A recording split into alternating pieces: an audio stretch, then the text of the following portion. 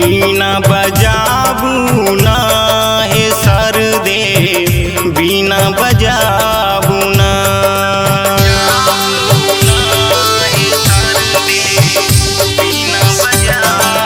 बीना बजाबू ना हे सरदे बीना बजाबू ना बीना के धुन सुन हंसा झूमे पंख पसारी मोर ही सरदे बीना बजाबू ना बीना बजाबू ना ही सरदे बीना बजाबू ना बीना बजाबू ना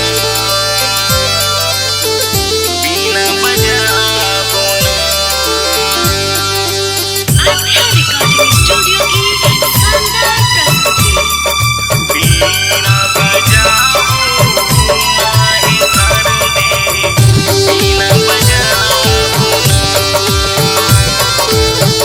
बीना बजाबू ना स्वर सरगम के आहा ज्ञाता छी हम अज्ञानी आहा माता छी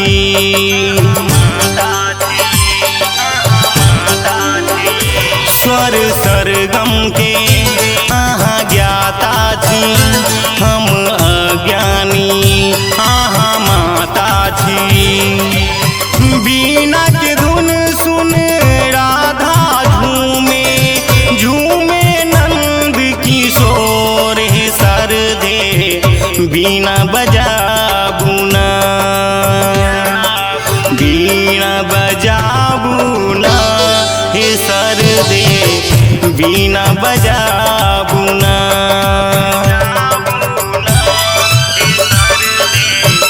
बीना बजाबू ना आध्या रिकॉर्डिंग स्टूडियो की शानदार प्रस्तुति। बीना बजाबू ना हे सरदे बीना बजाबू ना कमल आसन पर आहा विराजल छी हर फूल से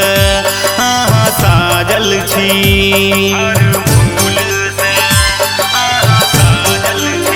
कमल आसन पर आहा विराजल छी हर फूल से आहा साजल छी बीना के धुन हर साज में साजे बीना के धुन हर